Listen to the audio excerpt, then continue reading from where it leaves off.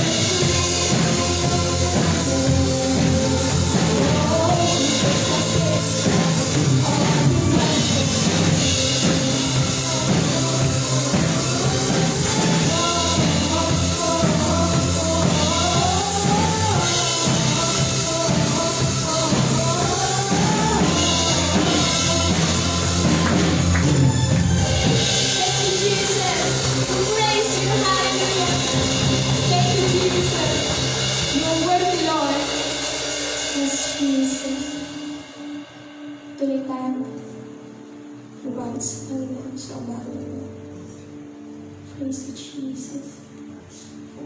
Hitiwala tayo na narito kayo ng Panginoon. Ituloy na tumikilos sa ating kalagitnaan. Lord,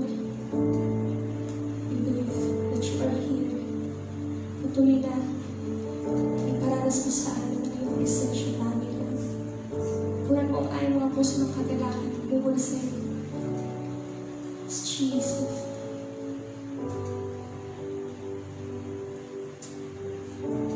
Can't go back to the beginning. Can't control what tomorrow will bring. But I know here in the middle is a place where you promised to be.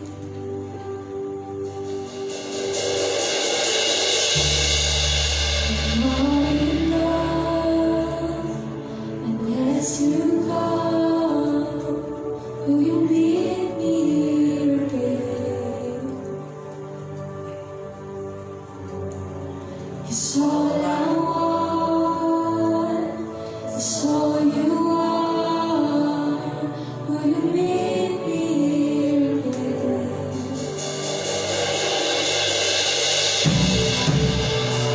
Praise Jesus. We glorify your holy name. Jesus, hallelujah.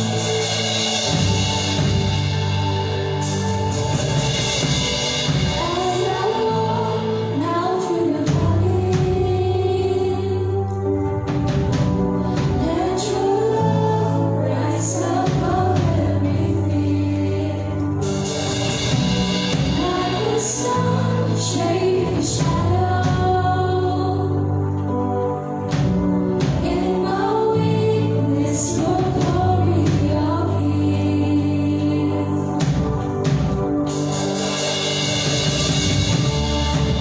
Not enough unless you come. Will you meet me here again? It's all I want. It's all I want. It's all you are. Will you meet me here?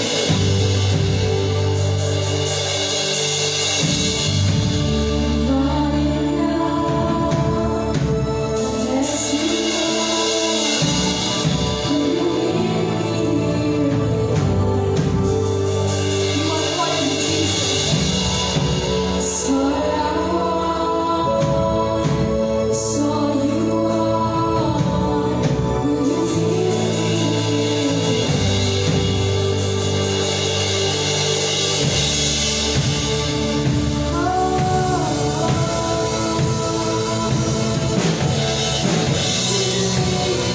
The Lord is in this place. Jesus.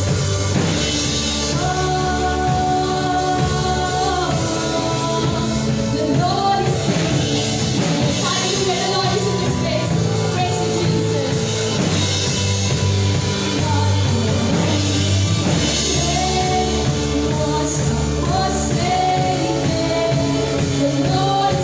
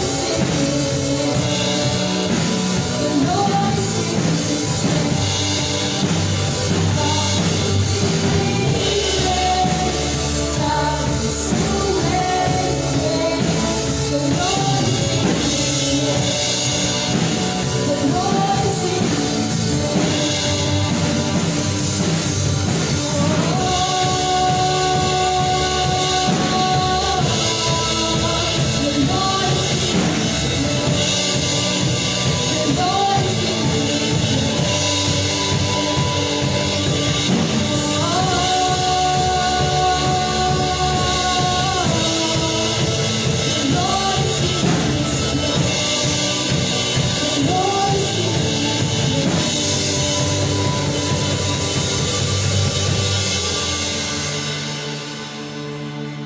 It's Jesus. Praise you, Lord God.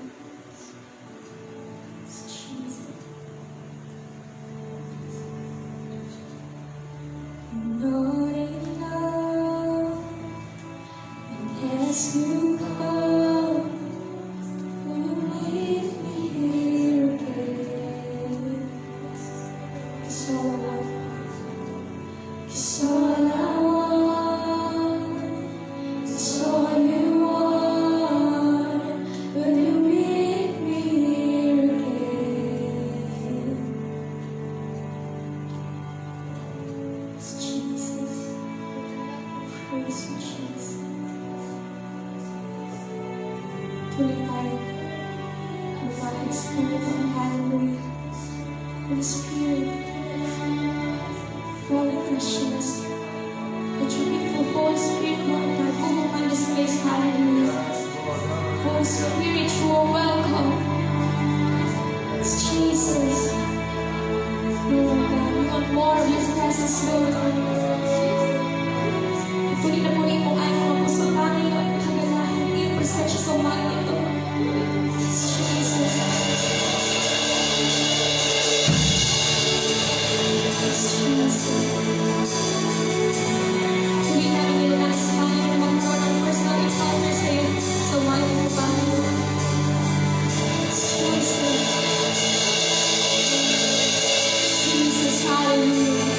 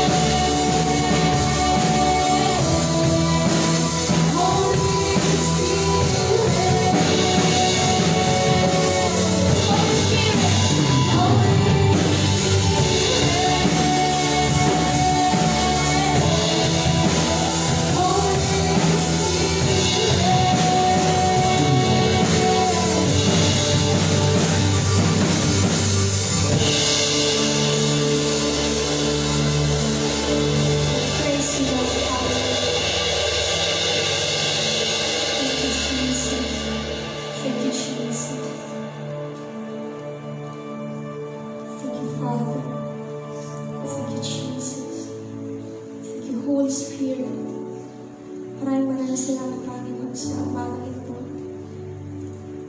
Sa iyong kabutihan, O Diyos, sa aming mga buhay, ito'y na aming nararanasan. Ikaw ang Diyos na tapat, Diyos na dakila, na kailanman hindi nagbabago. Ikaw ang Panginoon, mula noon hanggang ngayon, pagpakailanman. At pagtuloy namin pupurihan, pagtuloy na aming sasambahin, at pagtuloy na pag-aalayan ng aming mga buhay. Nakakatulad sa aming mga buhay, Panginoon. Tunay nga, O Diyos, sa umagang ito, walang anuman, walang sino mang makakahandang sa aming paglapit sa iyo. Thank you, Lord God, for your presence. Salamat, O Diyos, sa kagalangan, sa kapuluan sa aming mga puso. Patuloy na aming tinatas sa iyo, Panginoon, ang gawain sa umagang ito. Mga salita mo nga po na aming maririnig, magkaroon nga po ng deliverance, magkaroon ng freedom, Lord God, sa bawat isa sa amin. Tulungan mo kami, O Diyos, na buong puso namin matanggap ang pagpapala ng iyong mga salita. Hayaan mo nga po na tuloy ka namin maparangalan, patuloy na maitas yung dakilang pangalan, Panginoon. Sa iyo lamang, O Diyos, ang lahat ng pinakamataas na papuri at pagsamba. In Jesus' name we pray. Amen. Hallelujah. Praise you, Jesus. Tunay nga po sa ating mga buhay, napakahalaga ng kapunuan ng Panginoon, napakahalaga ng karanasan sa kanyang presensya na makatagpo ang Panginoon. Tunay nga po na siyang buhay, siyang lahat sa atin at wala na ng iba. Ngayon po umaga, patuloy tayong lumapit sa Panginoon. Let's all stand. Puso tayong lumapit sa Kanya. At tunay na sa buong isang linggo ito, halos marami tayong mga naging karanasan. Marami tayong mga napagdaanan. Napakaraming mga maaari may mga pagsubok, may mga kahirapan. And this morning, patuloy tayong lumapit sa Kanya. Maaari may ilan sa atin ngayong umaga na na-experience natin na parang empty tayo. At minsan hinahanap natin yung kapunuan sa mga bagay dito sa daigdig na minsan pansamantala lamang. Ngayong umaga, narito ang Panginoon. Ito ngayon ang Espiritu Santo na patuloy na gagawa, patuloy na pupuno sa ating mga buhay. Hilingin natin sa Panginoon na muli ma-encounter natin si Lord. Sino man ngayong umaga nakakaranas ng spiritual dryness,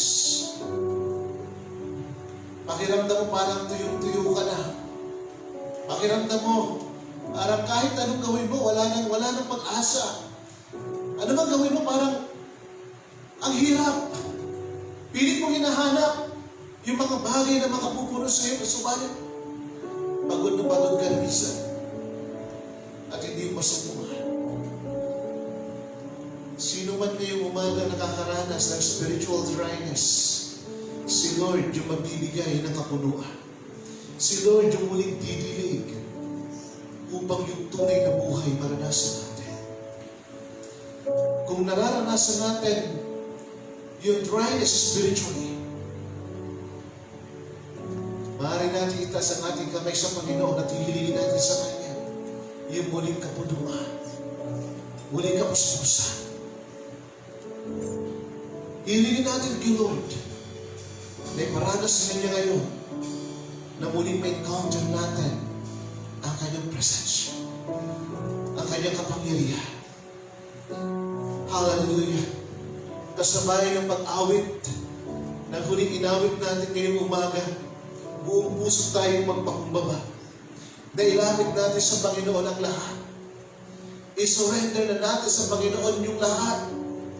At hilingin natin kay Lord ang muling kapuspusan at kapunuan.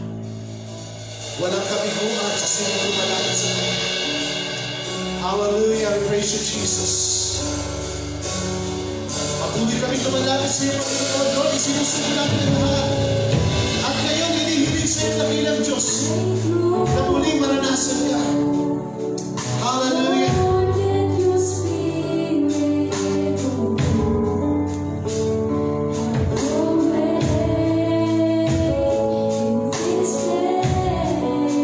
Praise you, Jesus.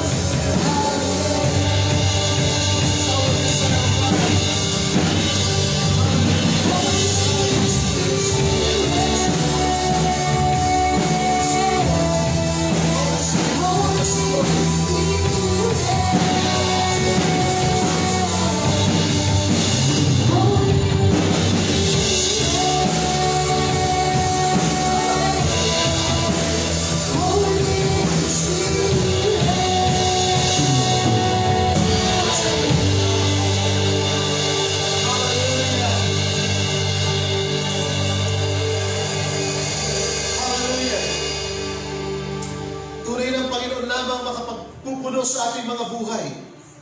Sa Kanya lamang natin masusumpungan ang tunay na buhay na ipinagkakalob ng Diyos. Hindi natin ito mahahanap sa kung ano o kung kanino. Tayo sa Panginoon lamang, sapagkat siya ang buhay natin. Siya ang pag-asa natin. Ngayong umaga, patuloy tayo magpahubaba sa Panginoon. Lahat ng kabigatan, lahat ng pagod natin, lahat ng mga encounter natin, na kahirapan o takot man sa hinaharap, ngayong umaga, isurrender na natin ito sa Panginoon. At hilingin kay Lord na muling maranasan siya. Kaya niyang iparanas ang panibagong sigla, ang panibagong pag-asa, na siya lamang makapagkakalob nito. Kung papaano sa panahon ni Ezekiel, na nagkaroon ng vision si Ezekiel ng mga dry bones sa isang kapatagan na napakarami. Ang tanong ng Panginoon kay Ezekiel, palagay mo magkakaroon pa kayo ito ng buhay? Ang sabi ni Ezekiel sa Panginoon, ikaw lamang po nakakaalam niya. Ikaw lamang makapagkakaloob ng buhay. At hiningahan ng Diyos yung mga dry bones at nagkaroon na ng buhay. Actually, yun yung mga Israelites na tumalikod minsan sa Panginoon. Yun yung mga Israelites na minsan hindi na naglingkod sa Kanya. Yun yung mga Israelita na parang wala ng pag-asa pa na mararanasan nila ang pagkilos ng Diyos. Subalit ang Diyos ang nagkakaloob ng pag-asa. Ang Diyos ang nagkakaloob ng buhay. Ang Diyos ang nagkakaloob ng muling panibagong sigla. Kung paano ito ay karanasan ng mga Israelita, malamang ngayon merong nagsasabing lumbog na ako, bagsak na ako, wala nang pag-asa. Maaaring yung ating pag-asa ay nilalagay natin kung kani-kanino, kung sino-sino na lang, o sa kung ano-ano na lang. Subalit hindi ka nagkakaroon ng kapunuan. Patuloy ka naghahanap at ngayon pagod ka na. Ngayong umaga, narito ang Panginoon. Narito ang presensya ng Panginoon. Matutunan natin isumo sa Panginoon ang lahat. At sabihin natin kay Lord, eto ang buhay ko. Panginoon, pagod na ho ako. Lord, isinusuko ko sa iyong lahat. Nais kong maranasan ang kapunuan. Nais kong maranasan ang panibagong sigla. Nais kong maranasan, Panginoon, na diligan mo yung dryness ko sa aking kalooban, Panginoon. Walang imposible na hindi natin maranasan, may encounter sa Lord. Kung ngayong umaga, hanapin natin ng buong kababaang loob. Maging sa ating mga kapatid na kasama natin ngayon online sa inyong tahanan, hindi malayo ang Diyos na hindi nyo maranasan ang kanyang pagkilos, ang kanyang paghipo sa inyong buhay.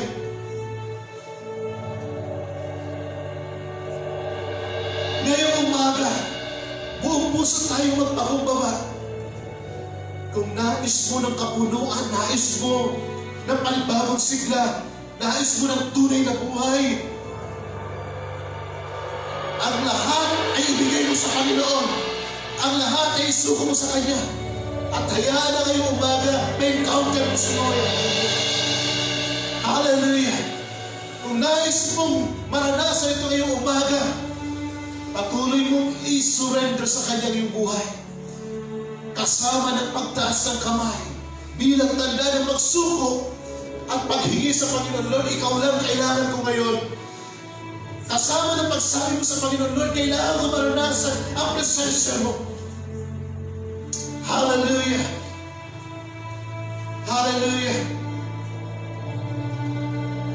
As we sing this song, hilingin natin sa Panginoon ang kapuspusan, ang kapunuan na iparanas si Lord, na encounter natin si Lord. sa umagang ito. Praise you, Jesus. Hallelujah. Praise you, Lord. Yes, God. Buong puso kami nagpapakumbaba sa iyo. Ikaw ang gumawa. Ikaw ang kumilos. Lord, isinusuko namin ang lahat. Lord, maranasan ka namin muli sa umagang ito.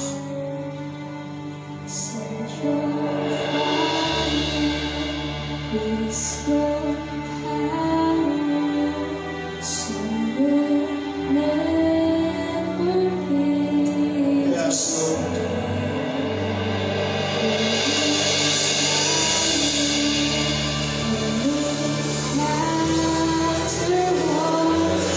Hallelujah. Hayaan mo, Panginoon, ang iyong pagkilos sa lugar nito. Hayaan mo, Diyos, sa sino man ang may kauhawan, mayroong dryness spiritually, muli kang maranasan sa lugar na ito, Panginoon. Maging sa mga kapatid namin, mga nasa kanilang mga tahanan ngayong umaga. Lord, hayaan mo na yung Espiritu, hayaan mo na yung presensya ay hindi may limitahan ng lugar. Bagkus maging sa mga kanya-kanyang tahanan, maging karanasan ang iyong presensya. Yes, Lord. Hallelujah. Lord, ikaw ang alam, Panginoon, ang aming kailangan at wala nang iba. Lord, ikaw lamang, Panginoon, ang nais namin maranasan sa aming buhay. Ikaw lamang ang kapunuan. Ikaw lamang ang kasapatan ng ilang Diyos. Lord, ang aming mga sarili, patuloy po namin inilalagay sa iyong makapangyarihang kamay. Abang banal, patawarin mo kami. Ano man ang aming mga nagawang pagkakasala, pagkukulang. Ano bang mga bagay minsan na nakakasakit ng iyong damdamin, ng iyong kalooban. Lord, forgive us. At ngayong umaga, Panginoon, ang aming buong buhay ay aming buong puso isinusuko sa iyo. Ngayong umaga, Panginoon, ang aming mga sarili ay aming ininalagak sa iyo.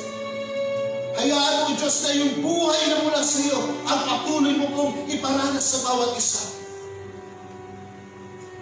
Dakilang Diyos, hayaan mo nang makita namin ang kadakilaan mo. Makita namin ang iyong pagkilos. Makita namin ang iyong kapangyarihan na patuloy na gumagawa sa buhay ng iyong mga anak. Hallelujah. Hallelujah. Dakilang Diyos, ito ang aming mga buhay. Buong puso kami nagpapakumbaba sa iyo. Buong pusong pumapasakaw sa iyo. Hayaan mo na patuloy kang gumawa. Patuloy ka namin maranasan. Na sa bawat araw, yung pumuno sa buhay namin, hindi ang mga bagay na pansamantala. Hindi ang mga bagay, Panginoon, na masyadong pinagkakabalahan ng mga tao sa daigdig. Makita namin ang aming tunay na buhay ay nasa sa iyong mga kamay, Panginoon. Makita namin ang aming mga sarili, Panginoon, na walang ibang pumupuno kundi ikaw lamang. And right now, Lord, walang sino man ang uuwi na hindi mo pinagpapala, na hindi mo pinupunuan, na hindi ka na-encounter, Panginoon. Lord, I pray na sino man na may mga kabigatan, mayroon bang mga pasanin, mayroon bang mga pinagdaraanan, Panginoon, na mga pagtutuwid sa kanilang buhay. I pray, Lord, na patuloy ng lahat ng ito malampasan sapagkat tanging sa iyo nagmumula ang kalakasan. Lord, salamat ngayong umaga. Salamat, Panginoon, sa iyong presence. Salamat, Panginoon, sa kapunuan. Salamat sa kapuspusan. Salamat po, Amang Banal, sa iyong patuloy na ginagawa sa buhay ng bawat isa. Hallelujah. Hayaan mo, Diyos, sa buhay na ito. Patuloy mong gamitin sa iyong karangalan para sa iyong kapurihan. Lord, ikaw ang tunay na buhay namin. Sa bawat araw, iparanas mo ang iyong pagkilos. At mula sa lugar na ito, ang pagpapala ay patuloy ni Diyos na maranasan sa buhay ng bawat isa, maging sa mga kapatid namin na ngayon online kasama namin. Pagpalahay mo kayo ng buhay. Salamat po, Amang Banal. Patuloy kaming magpupuri. Patuloy kaming magpapasalamat sa iyo. Patuloy ka namin na nakilangin. Ito ang aming dalangin sa pangalan ni Jesus. Amen.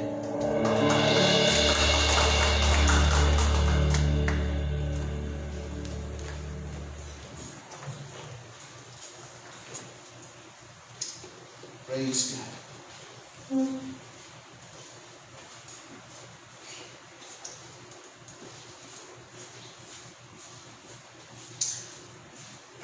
So tunay nga po na buhay ay mula sa Panginoon at siya nagkakaloob dito.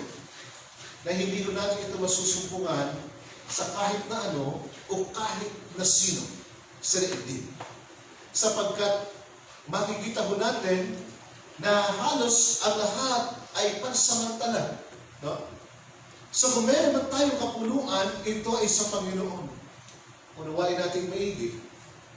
Maging ang anumang meron ka sa kasalukuyan, ito ay pansamantala. Subalit ang sino mang nagtitiwala o umaasa sa Panginoon, patuloy ang kapuluan. Patuloy na yung tunay na buhay ay kanyang nararanasan. Mahalagang maunawaan natin ang katotohanan ito. No? At wala nang sino mang lalayo pa sa Diyos sa pamamagitan ng kanyang anak na si Jesucristo. Ngayon pong umaga, unawain natin ang katotohanan ng salita ng Diyos. No? Sino ba sa atin nakakaranas ng mga pagpapala na mula sa Diyos? No? Hindi lahat ng pagpapala ay talagang mula sa Panginoon. May mga pagpapala na ito ay dala-dala ng kaaway sa buhay. Subalit makikita mo, mapapansin mo kung ang pagpapalang ito ay mula sa Panginoon o ito ay mula sa kaaway. Sapagkat anumang mula sa kaaway, walang ibang nais na mangyari ang kaaway, hatakin ka, papalayo sa Diyos. Subalit ang pagpapalang mula sa Diyos, ito ay lalong magdadala sa iyo sa kanyang paanan. At patuloy kang papailalim, patuloy kang susunod sa kanyang nais. Ngayong umaga, tingnan natin how to handle blessings. Okay? Godly instruction on how to handle blessings. Buksan natin ang mga Biblia, ating mga Biblia, sa 1 Timothy chapter 6, 3 to 11. 1 Timothy chapter 6, from 3 to 11. So ganito ang sinasabi ng passage. Okay? Babasahin ko po sa Tagalog. Okay? Pakisundan niyo ako sa monitor or sa mga Bible na hawak ko natin.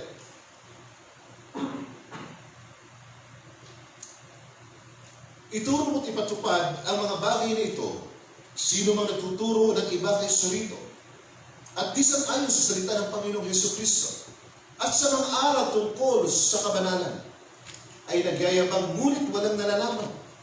Sakit na niya ang manuligsa at makipagtalo tungkol sa mga salita.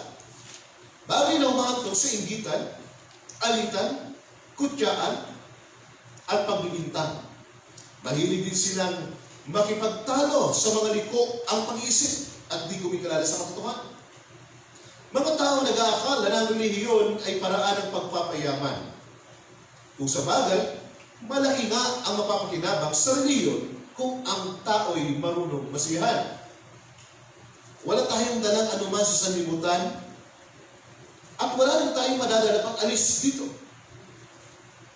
Kaya dapat na tayong masiyahan kung tayo'y may kinakain at dinaramit. Ang mga nagnanasang yumaman sa anumang paraan ay mawuhulog sa tukso at sa bitag na masamang hangaring magtutulak sa kanila sa kapahamakan. Sapagkat ang pag-ibig sa salapi ang siyang ugat ng lahat ng kasamaan.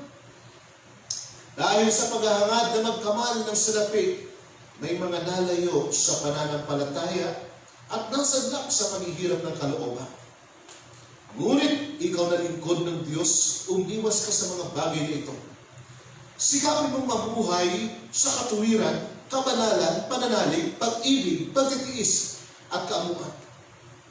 Gawin mo ang buo mong makakaya sa pagkikibaka alang-alang sa pananampalataya at kakamtan mo ang buhay na walang hanggan, yamang diyan ka tinawag ng Diyos nang ipahayag mo sa harapan ng maraming saksi ang iyong pananampalataya. So ituloy natin hanggang 19.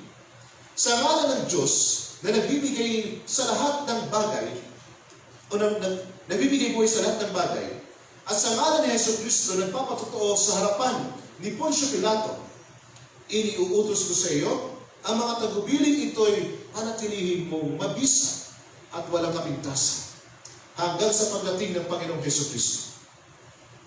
Sa takdang panahon, siya'y ihahayag ng mapagpalang Diyos, ang makapangyarihang hari ng mga hari at Panginoon ng mga Panginoon.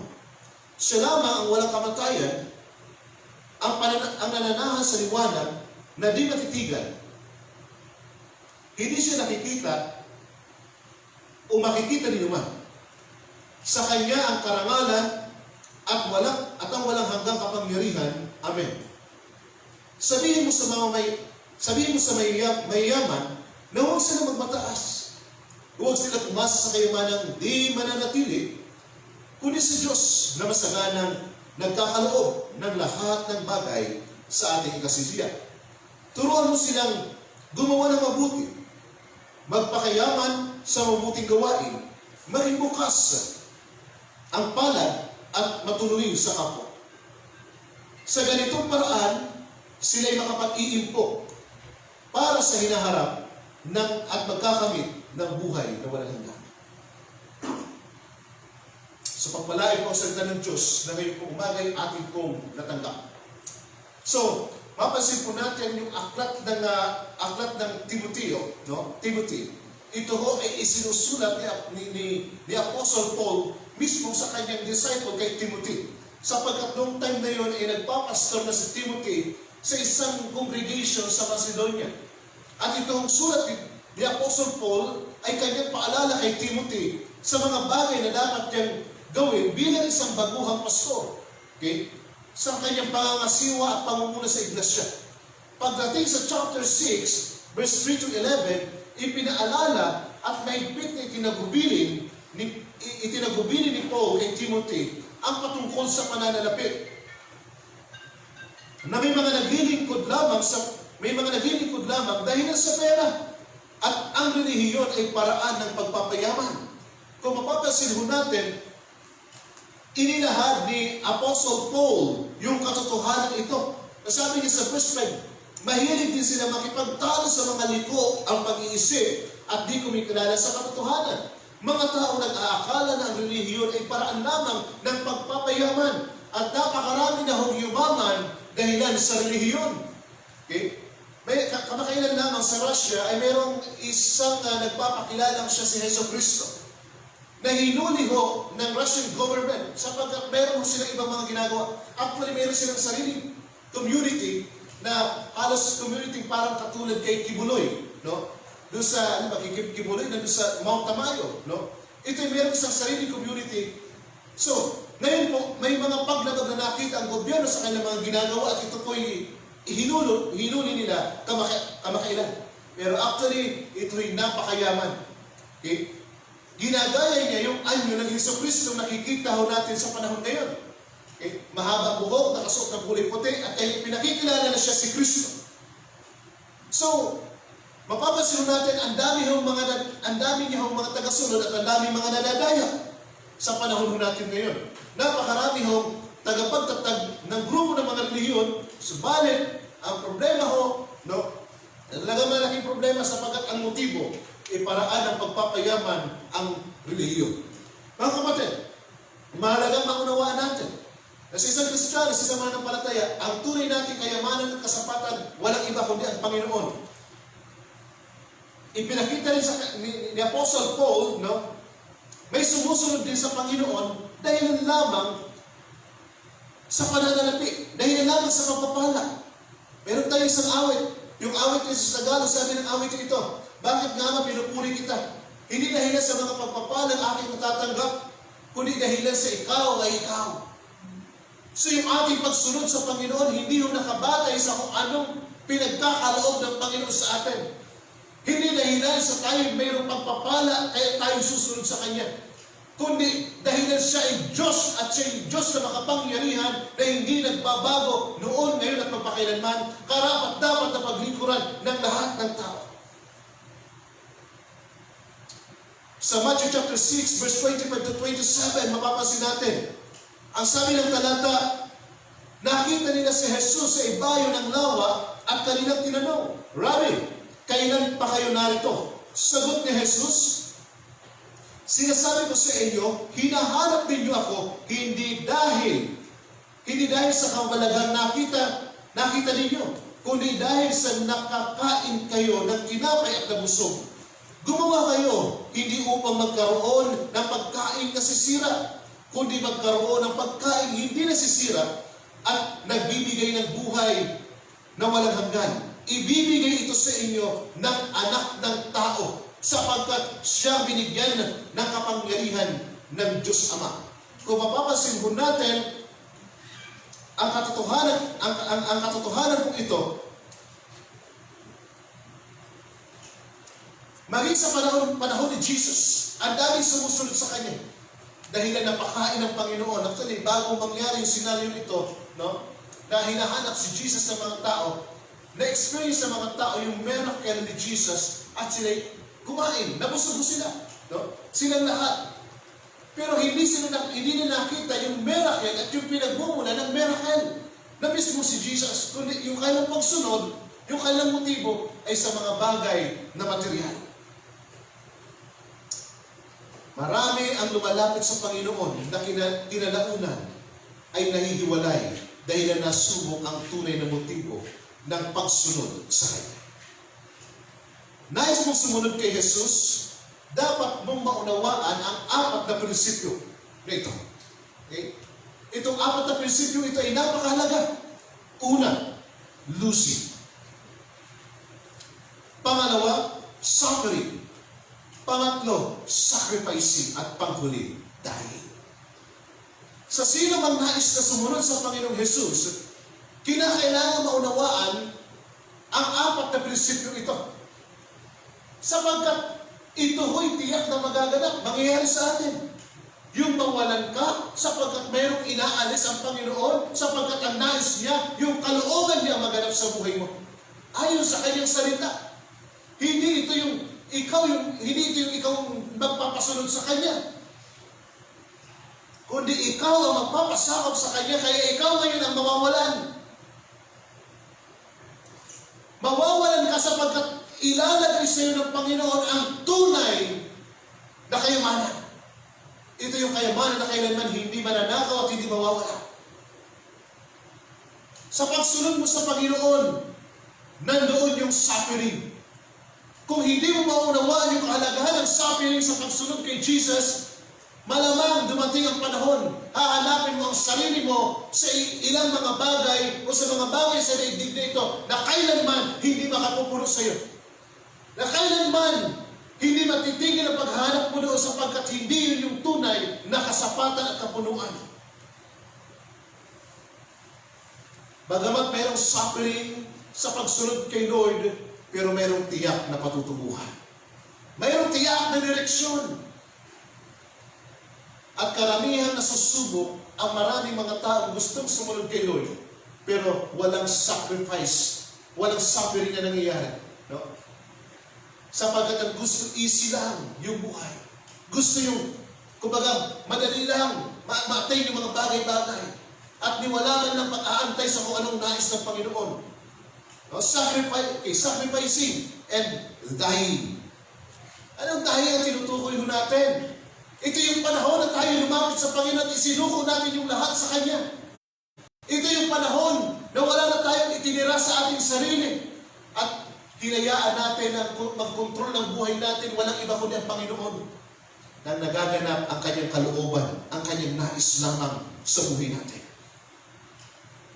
Kapag kinaunawaan mo ito, tiyak na makakarating ka sa hangganan na inilaan ni Lord sa buhay mo. Hindi ka basta-basta titigil, hindi ka basta-basta matitinag, hindi ka basta-basta hihinto, bagkus magpapatuloy sapagkat alam mo kasama mo ang Panginoon.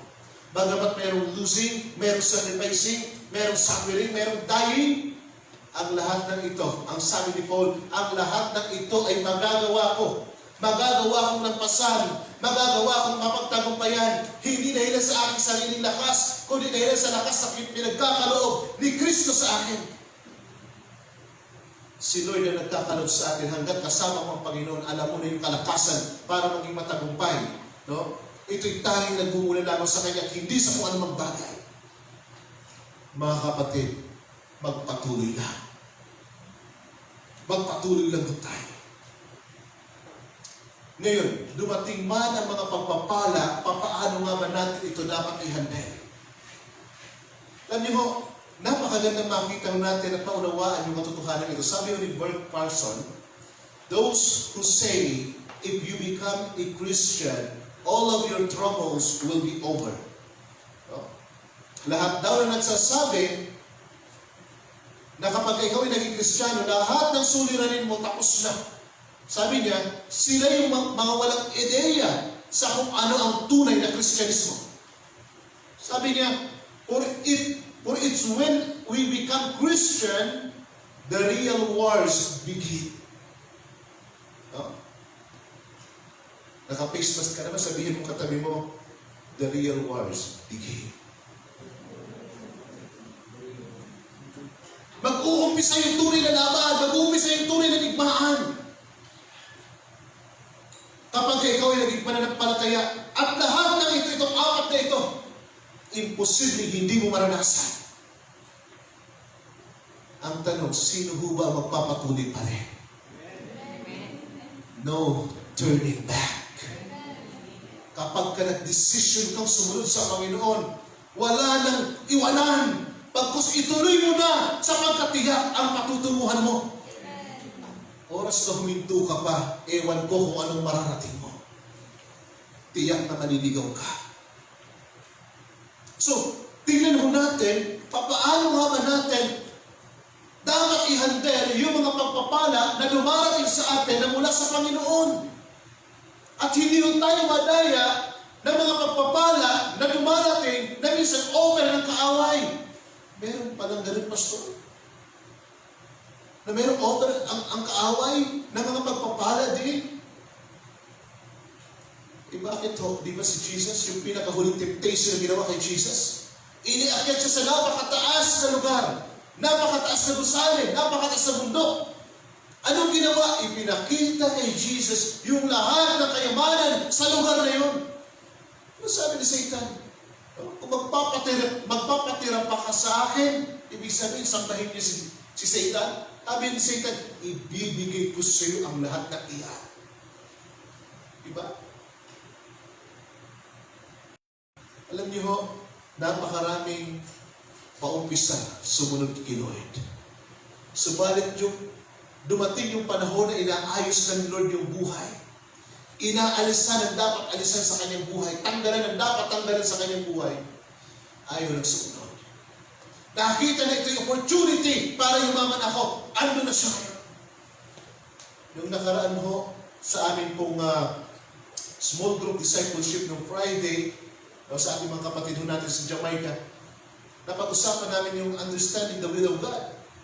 And then dito ho, pinag-usapan namin na minsan may mga taong bumupunta sa mga mamuhula, kumukonsulta sa mga horoscope, at sa kung ano-ano pa man. Na kung saan ito hindi na kalooban ni Lord. At minsan alam natin ito hindi na nais ng Panginoon para sa atin. Sapagkat yung buhay mo, hindi na kasalalay sa horoscope. Hindi na kasalalay sa kung anong kunin ngayong araw na ito. Kundi ang buhay mo nakasalalay sa kamay ng Panginoon. At dito natuklasan namin na maliban dyan, pamilyar ho kayo sa New Age movement na pinapasok sa negosyo yung law of attraction, no? Law of affirmation, tama? Yung pag-iisip mo ng mga bagay na positibo at gagawin mo isip yung itong mga bagay para hatakin yung blessing, yung mga pagpapala. Mga kapatid, wala dyan ang pagpapala. Nasa kamay ng Panginoon kung marunong kang sumunod. Maliwanag nung nakaraang Sunday, but seek ye first the kingdom of God and His righteousness, and all these things shall be added unto you. So wala doon sa kung anong batas na kanilang itinakda. Tiyak na ilalayo ka lang sa Panginoon. Nangyayari ito dahil na pumapasok yung greed sa tao. Pumapasok yung pagiging kahaman sa tao. At nawa, wala nito sa buhay ng isang mananampalataya. At kung minsan meron man nito, naway ngayong umaga, ma-rebuke tayo ng Word of God. Yung pagpapala mula sa kamay ng Panginoon. Huwag tayo dun sa madalian. Sa madalian, ang dami nang napapahamak, napapahiwalay, at namamatay na wala sa Panginoon. Paano nga ba natin i-handle? The Word of God reminds us that everything will be God. Will be God. Di ba? Ano bang meron ka nung nakaraan? Okay? Ngayon, maaaring wala na. Maaaring kasama mo nung nakaraan, ngayon hindi mo nakasama. Sapagkat mawawala. Hindi mananatili. Nagbabago. Unawain natin yung prinsipyo ito ng Word of God. Sabi ni Paul dito sa verse 7, wala tayong anumang dala, o wala tayong dalang anuman sa sanlibutan. At wala rin tayong madadala pag-alis. Lahat ho tayo ay haharap sa hukuman ng Panginoon. At sa ating pagharap sa hukuman ng Lord, maaaring dalawa lamang ang maaaring may present natin sa Kanya.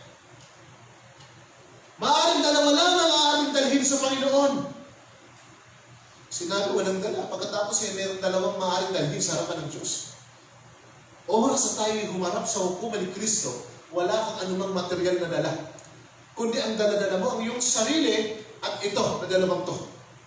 Maaaring ang dala-dala mo sa kanyang harapan ay yung mga ginawa mong pagkakasala kapag binuksan yung aklat ng mga gawa. Iisa-isahin ng Panginoon sa harapan mo ang lahat ng kasalanan ginawa mo. Para ipakita sa iyo ng Panginoon na karapat dapat ang hatulan at matapon sa lawang apoy. Pangalawa na maaaring dalhin natin, katuwiran ni Kristo. Okay? Kapag katuwiran ni Hesus Kristo ang nasa iyo, tiyak na anuman nakasulat sa aklat ng mga gawa, lahat ng ito ay nabura. At ang iyong pangalan ay nandoon sa aklat ng buhay. Kapag kayong katuwiran ni Kristo ang nasa iyo, malaya kang makakapasok sa kaluwalhatian ng Diyos sa buhay. Yun lang, pero yung mga material na bagay, wala tayong anumang madadala. Yung achievement na na-achieve natin sa itig, hindi natin madadala. Maaaring yung pinagkakabalahan ng mga tao ngayong araw na ito, hindi nila madadala. Okay? Sabihin mo sa iyong katabi, tama ang pinili mo na narito ka ngayon. Sapagkat darating ang araw, kakaharapin natin ang Panginoon. Samantalang yung mga kabalahan natin sa daigdig, matitigil, matatapos, mawawala. Wala tayong anumang dala. Alam niyo, ito yung napakalungkot na katotohanan sa mga taong nabubuhay ngayon upang magkamal lamang ng maraming kayamanan ng salapi, ng kasikatan sa daigdig. Subalit din minsan, hindi nila naisip na mawawala ito. At nung naiwan yung kayamanan, yung mga naiwanan, nag-away-away. Sapagkat pare-pareha sila, gusto nilang sa kanila lahat. Nagdadala ng kaguluhan minsan ang kayamanan. Kapag ito hindi mula sa Panginoon. Sa panahon ng kamatayan, wala man lang na kahit na anumang bitbit. Kahit na siguro alikabok, Nasasabihin mong bahagi ito ng lupa na meron ako. Wala siyang bitbit sa kanyang patutunguhan. Tandaan ho natin ang katotohanan ito. Okay? Huwag mong ikabahala ang anumang bagay na wala ka ngayon. Bagkus higit mong pagsumakitan ang masunod ang nais ng Diyos sa iyong buhay. Sapagkat anuman ang nais ng Panginoon sa ating buhay, okay? Anuman yung nais ng Panginoon, okay, gaya ng microphone na ito, hindi nananatili yung battery niyan, okay? So, biglang nawala. Okay? At least naririnig niyo ako dyan sa likod. So, ito po, tandaan ho natin ito. Pag sumikapan natin ang makasunod sa nais ng Diyos, sa nais ng Panginoon sa ating buhay. Sapagkat ito lamang po yung talagang mananatili, ito lamang ho yung hahantong doon sa buhay na walang hanggan. Thank you. So ito lamang ho yung hahantong sa buhay na walang hanggan. Ngayon, ang kinakailangan ho natin i-treasure sa buhay, alam niyo kung ano? Ito, we must treasure our relationship with Christ. Our loyalty and faithfulness to God, to serve Him, or everything will gone, but our relationship with Him will last to eternity. Manatili kang magtapat sa Panginoon. Manatili kang loyal sa Panginoon. Manatili kang maglingkod sa Kanya. Huwag mong hayaan na sirain yung relationship mo kay Lord dahil lamang sa paghahangad natin ng mga bagay sa liigdig na mawawala. Mga pansamantala, subalit ito yung tunay na kayamanan na hahantong sa buhay na walang hanggan. Pangalawa, the Word of God reminds us to be contented with what we have. Okay? Pinaalalahanan tayo na masiyahan tayo kung ano mang meron tayo ngayon. Sabi ng verse 8, kaya dapat na tayong masiyahan kung tayo'y may kinakain at dinaramit. Ito ho yung pinakakailangan talaga ng tao. Yung pagkain at saka yung kanyang damit at maging yung kanyang bahay. So ito yung kailangan ho natin para mabuhay. Subalit minsan, napakarami pa natin ng mga bagay na nais na marating, nais na maabot. Pero minsan, sa harapan ng Diyos, walang kwenta. Sabi ko nung nakaraan, ikaw yung mahalaga sa harapan ng Diyos. Hindi yung kung ano mang meron ka. Huwag nating guluhin ang ating mga sarili sa mga bagay na labis na pinagsisikapan ng mga taong walang pagkaunawa sa salita ng Diyos. May kasiyahan tayo sa anumang kaloob ng Diyos.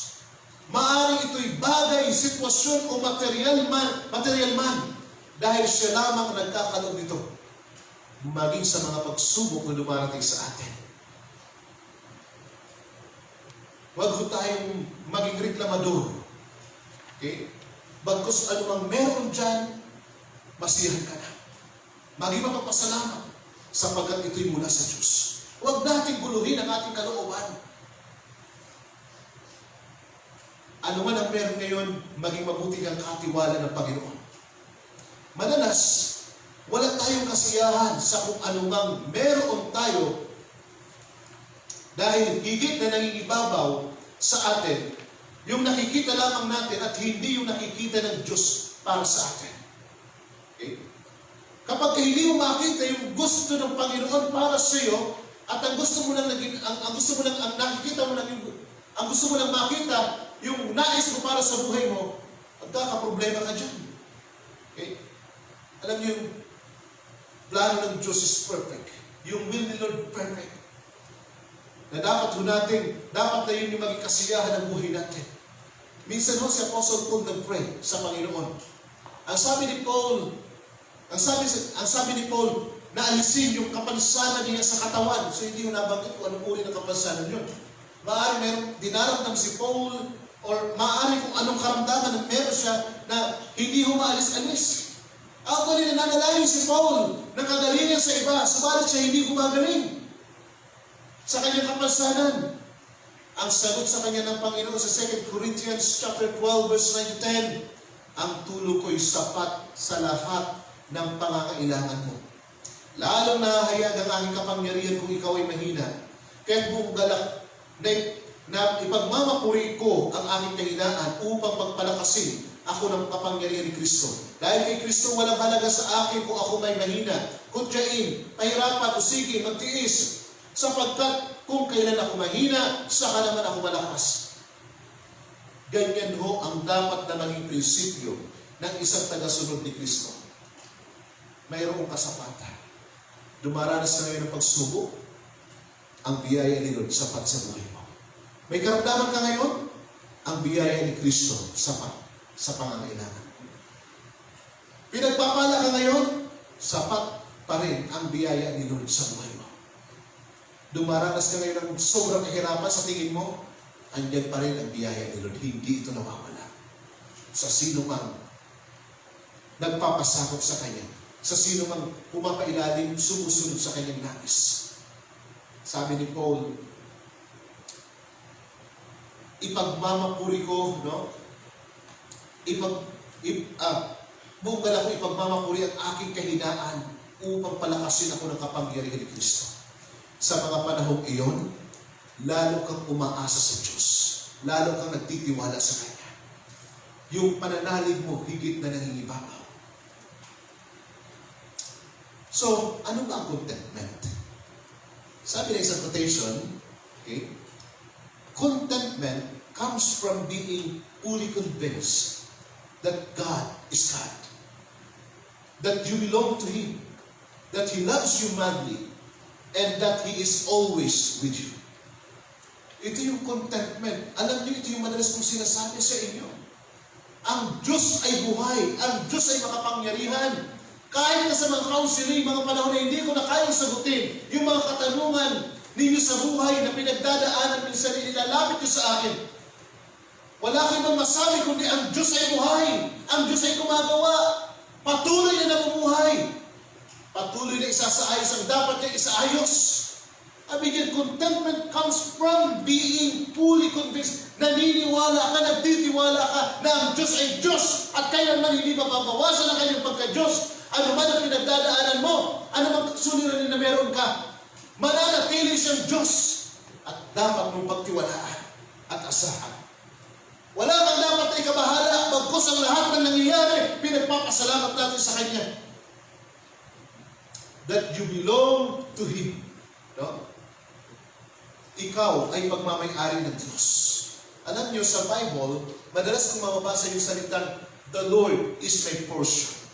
Yung nagsasabing, the Lord is my portion, si David and si Jeremiah, itong dalawang to, parehas itong nasa panahon ng kagipitan.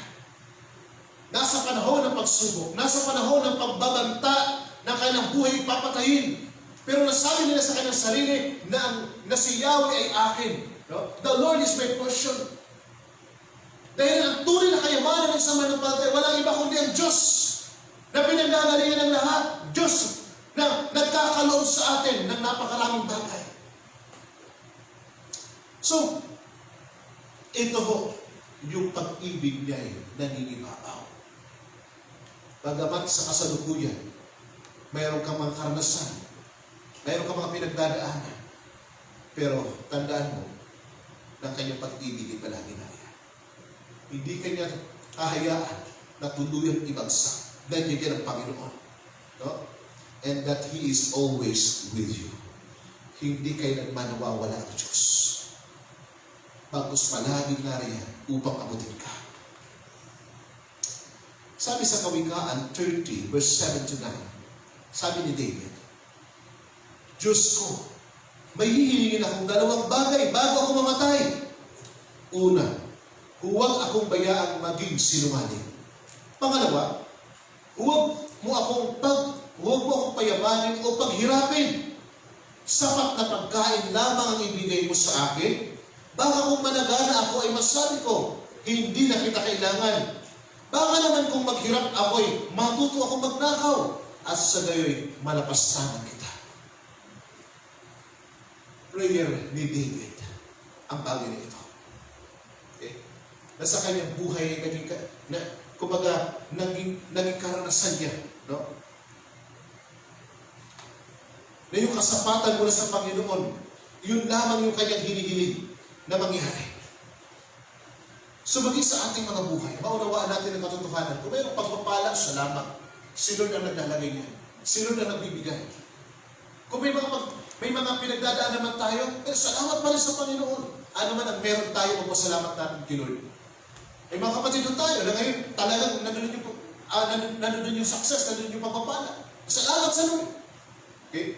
Salamat sa Panginoon sa lahat ng meron tayo.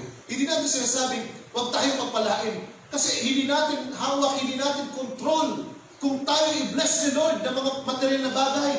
Hindi rin natin control kung alisin sa atin ng Panginoon ng mga material na bagay. Tanging nasa Kanya lamang lahat ng ito. Ang kinakailangan mong gawin, hindi yung habulin yun, yung mga pagpapala. Ang kinakailangan mong gawin, ang sumunod sa Kanya. So pangatlo, the Word of God reminds us to have a proper motive, no, of having money. Ang sabi ng talata na ito, no, dito sa passage ito, sa 9-10, ang mga nagnanasang yumaman sa anumang paraan ay mahuhulog sa tukso at sa bintang na masamang hangaring nagtutulak sa kanila sa kapamakan. Kung mapapasin mo natin, dito sa verse 9, napakaganda ng advice ni Apostle Paul. Tinukoy ho dito yung pagdanasa ng tao. Kaya ito yung dapat natin i-check sa ating sarili. Yung motibo natin. Ang motibo bang ito natin ay makapaglalayo lamang sa Diyos. Iwanan mo na yan. Sapagkat hindi baling mawalan ka na ng mga material na bagay, wag lang mawala ang Diyos sa buhay mo. Kasi kapag ang Diyos na mismo ang nawala sa buhay mo, pati yung mga pagpapalang maaaring inihanda ng Diyos para sa iyo, maaaring mawala. Ano ang nangyari kay Esau? Hanggang ngayon, forever yung problema ng mga Israelita. Yung birthright ay kanyang ipinagpalit sa isang mangkok na pagkain. Bakit? Pansamantala lamang yung kanyang gutom. Nung lumapit si Jacob at nagluluto na amoy niya, yung pagkain, sabi niya, bigyan mo ko ng pagkain, sabi niya, hindi. Maliban na ibigay mo sa akin yung karapatan ng pagiging panganay, ibibigay ko itong pagkain sa iyo. Ipinagpalit niya sa mga pansamantala na bagay. Ngayon yung blessing kanino napunta? Wala kay Esau, na kay Jacob. At si Jacob, naging isang malaking bansa ngayon, ang bansang Israel. Ano nangyari kay Esau? Yung blessing wala sa kanila. Eto, yung kanilang kapitbahay na mga Arabo. Although, pinagpapala naman sila, pero yung favor nasa mga Israelita. Alam niyo ang favor ng Diyos, kapag inalis ni Lord yung favor sa buhay natin, halos lahat-lahat mawawala sa ating buhay. Hanggat nagiging yung kanyang favor, napakadali ng mga blessing na dumating sa atin.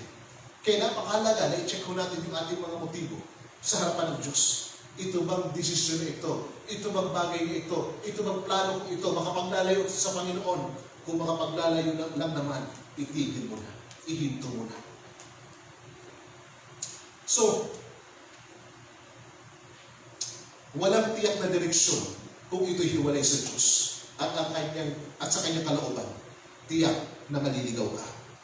Kapag ang puso mo ay nakapokus sa mga material na bagay na mawawala, tiyak na patuloy mo itong nanasain at wala kang tunay na kapunuan at wala kang patutunguhan sa buhay. Subalit kapag inilagay mo sa sentro ng puso mo, ng buhay mo, si Jesucristo, tiyak ang tagumpay mo sa buhay dahil masasakop ka niya ng kanyang kalooban. Ang dami nang nahiwalay sa Diyos, ang dami nang napahamak, dami na rin nahulog sa bitag ng dyablo, at dami nang naghangad na yumaman, subalit ano ang nangyari? Wala. Walang magandang pinatunguhan. Walang problema ang mangarap, basta kalooban ng Diyos, sapagkat tiyak ang kanyang pagsama sa buhay mo. Ang huli at pangatlo, the Word of God reminds us to love God's way and people. Tingnan ho natin ang verse 18 or 17 to 19 dito sa passage nito. Okay? Halos magkalugtong ang verse 11, pero dito tayo sa verse 17 to 19. Sabihan mo ang mayaman na huwag magmataas. Huwag silang umasa sa kayamanang di mananatili, kundi sa Diyos na masaganang nagkakaloob ng lahat ng bagay sa ating ikasisiyan. Turuan mo silang gumawa ng mabuti, magpakayaman sa mabuting gawa, maging bukas ang palad at matulungin sa kapwa. Sa ganitong paraan, sila makapag-iimpok para sa hinaharap at magkamit ng tunay na buhay. Actually, mapapansin po natin, okay, ito yung buhay ng isang mananampalataya, na yung buhay natin ay pagpapala sa iba. Pagpapala maging sa gawain ng Panginoon. So, ito ho yung higit na mangingibabaw. Subalit, kapag kayong ating pong pag-ibig ay wala sa Panginoon at maging sa mga tao, maaari mapadpalit ito kung saan-saan.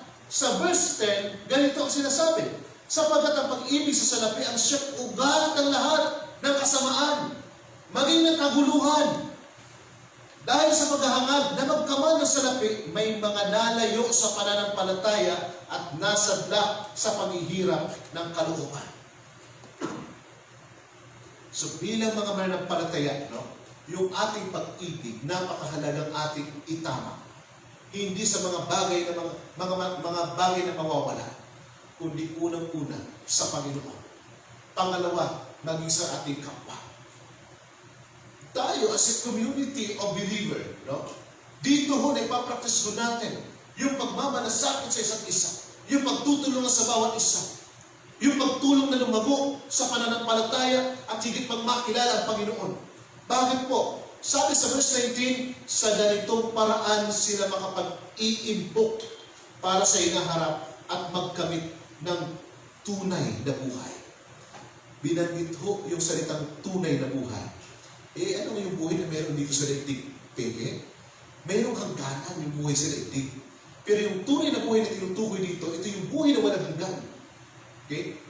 So, ito yung lugar na inilaan ng Panginoon sa atin.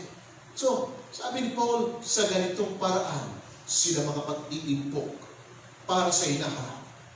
Sabi ko, i-treasure ko natin yung ating relationship. At napakahalaga ho ito. Palalimin yung ating pagkakilala sa Kanya. Alam niyo ho, anumang pagpapala yung dumating sa atin. Kung makita ho natin ito ng tama, ay handle natin ng tama, tiyak na hindi tayo mapapahiwalay sa Diyos. Tiyakin mo natin na tama din ang laman ng ating mga kalooban, tama din ang ating motibo. Okay? Tiyakin natin na kung ano mang meron din tayo ngayon, meron tayong kasapatan. At huwag tayong madaya.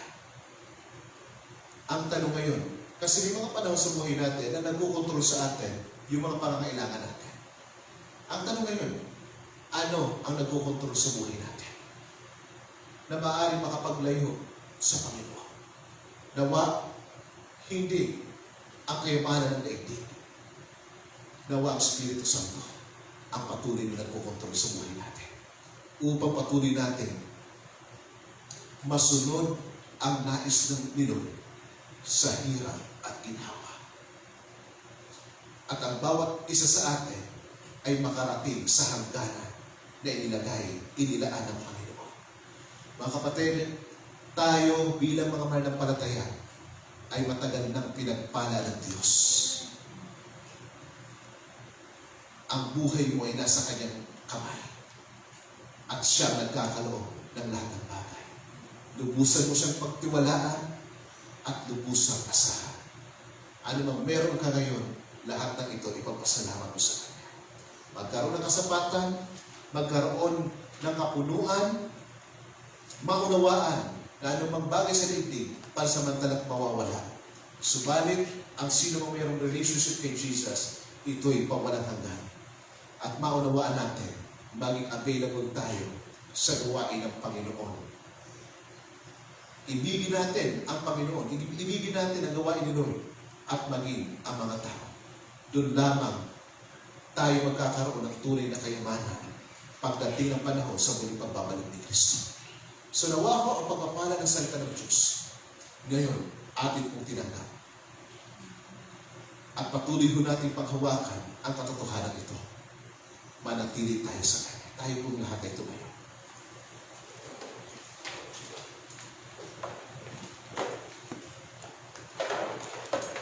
Sabi ko kanina, ano ba yung kumokontrol sa buhay natin? Kumusta yung ating mga kalooban? Chinek na huba natin. Ano yung tunay na motibo nito? Mahalaga na makita natin ang tunay na motibo ng pagsunod natin sa Panginoon. Hindi nakabatay sa kung anumang bagay. Pagkos, nandun yung ating pag-ibig. Nandun yung ating pagmamahal sa Kanya. Hayaan natin ang ating sarili patuloy na masumpungan na nasa ilalim ng Kanyang kalooban. May mga bagay tayong dapat na isuko, isurrender na natin kay Lord ng lubusan. Huwag na natin hayaan na mayroon pang matira sa atin at pagdating ng panahon, ito rin yung ahadlag sa ating buhay. Isurrender na natin lahat sa Kanya. Let us pray. Dakilang Diyos, batid mo ang laman ng aming puso, laman ng aming buhay. In this morning, wala ko kami anumang may tatago sa iyo. Dalangin po namin ang Diyos ngayong umaga. Tulungan mo kami na anumang meron kami sa aming buhay, may handle namin ng tama. Lord, we need wisdom na mula sa iyo. We need knowledge, Lord. Tulungan mo kami na mas higit namin mahalagahan ang iyong kalooban, Panginoon. Hindi ang mga bagay na pinagkakabalahan ng mga tao sa daigdig na madalas na nagdadala ng hirap ng kalooban sa buhay. Tulungan mo kami, O Diyos, na ang kasapatan sa buhay namin ay patuloy namin maranasan. Ano man ang meron kami ngayon. Lord, kung sino man dumaranas ngayon ng kahirapan, dumaranas ng pagsubok, dumaranas ng pagtutuwid, sinasabi ng iyong salita sa pamamagitan ni Apostle Paul na ang lahat ng ito'y magagawa ko dahil sa lakas na kaloob sa akin ni Kristo. Ngayon po umaga, Panginoon, tulungan mo bawat isa na magtagumpay ayon sa lakas na iyong pinagkakaloob. Amang Banal, salamat po sa iyong salita na aming tinanggap. Hayaan mo na katotohanan ito na nagbigay hamon sa amin ay patuloy namin baunin sa buong isang linggo. Patuloy ho namin paghawakan na mabuhay kami sa ilalim ng iyong biyaya, ilalim ng iyong pagpapala. Mula po sa mga kabataan na naririto na kilang Diyos, itinataas ko kayo ng pag-aaral. Tulungan mo silang mamanage ito ng tama. At hayaan mo na maging silang mabuting mga mag-aaral ng liwanag mo nakikita. I pray for wisdom and knowledge sa kanilang pag-aaral. Maging sa mga nagtatrabaho, Panginoon, we pray na ang iyong pagsama at ilayo mo rin sila sa anumang mga malubhang karamdaman sa pangalan ni Jesus. We pray, Lord, na patuloy na kagalingan sa sino may karamdaman, patuloy mong pagkaloob ngayong umaga. Maging sa mga magulang, dalangin po namin na hayaan mo na patuloy na makita namin ang iyong pagpapala sa bawat araw, ang iyong kasapatan. Ikaw lamang, O Diyos, ang aming buhay at ikaw din ang makapagkakaloob ng tunay na buhay. Patuloy kami magtitiwala, patuloy kami aasa sa iyo. Ang buong isang linggong ito, Panginoon, ay amin pong inilalagak sa iyo makapangyarihan kamay. Hindi ko kami magdidesisyon ng mga bagay sa sarili namin, lamang namin kaparaanan. Bagkos ayon sa iyong kalooban, mapangyari ang nais. Salamat po, Ama. Ito pong aming dalangin sa pangalan ni Jesus. Amen.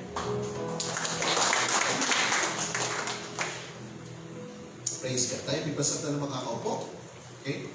Para po sa ating mga announcement, no?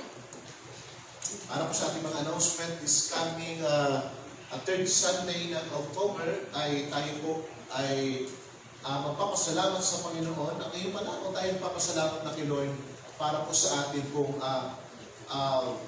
Thanksgiving anniversary. At ang ating pong theme this year ay pursuing the will of God. No? So ipagpatuloy ko natin ano man ang kalooban at ano man ang nais ng Panginoon sa ating mga buhay. Okay? So gayon din po, no? Gayon din po, yung ilang mga gawain ho sa loob ng church, maaaring mag-resume by November na. Okay? By November. Pagkatapos na lang ho ng ating pong anniversary. So may mga bagay dapat na pagplanuhan, no? At bagay dapat ayusin, maayos pa ho natin. So at least preparado na ho tayo pagdating ng November. And praise God, no? Praise God, ang vision mo natin by 2020 is 1,000 at magkaroon po tayo ng ilang services sa church. At ngayon po, meron tayong 2 service. Bunga ho ng pandemic. Okay? So, purihin po ang Panginoon. At halos every Sunday first service, punuan ho kanina. At ngayon ho, muntik na ho mapuno sa lugar na ito. Okay? Yung mga nakapagpa-reserve ng upuan, no? Hindi ho nakarating. So, ngayon din, no?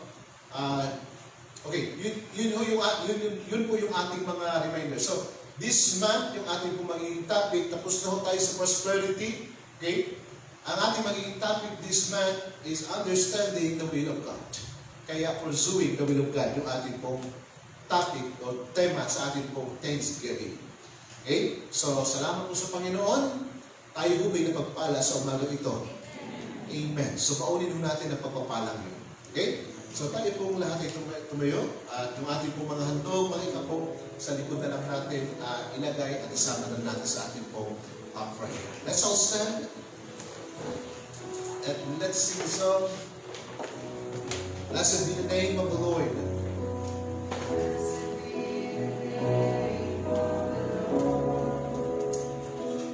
He is worthy to be praised and adored. So we lift up holy hands in one accord, singing, blessed be the name, blessed be the name, blessed be the name of the Lord. Thank you, Jesus. Panginoon, maraming salamat sa pagpapala namin tinanggap. Salamat, Panginoon, sa kalakasan. Salamat sa kapunuan, kapuspusan. Salamat na ang buong isang linggong darating ay iyo na pong pinagpala, Panginoon. Salamat dahil sa iyong salita na nagbigay hamon sa amin sa umagang ito. Lord, dalangin po namin ang patuloy na pagsama sa bawat isa. Dalangin po namin ang iyong proteksyon at maging ang iyong provisyon na ipagkaloob sa bawat isa amin. Salamat po sa kasapatan sa bawat araw. Salamat sa iyong biyaya. Hayaan mo din o Diyos, maging aming mga ikapo at mga handog. At tuloy ito, Panginoon, na magamit sa kalalawak ng iyong gawain. We pray na makalangit na pagpapala ang siyang patuloy na matanggap ng bawat isa. At dalangin ko, Diyos, na ikaw patuloy kong manguna. Tunay ko ang banal sa aming pansamantalang pagmahiwalay. Amin pong ipinagkakatiwala ang buhay na bawat isa sa iyong makapangyarihan at mapagpalang kamay. Sa ngalan ni Jesus na Panginoon. Amen. Praise God. So to God be the glory. Pagpalain tayo ng Panginoon. God bless po.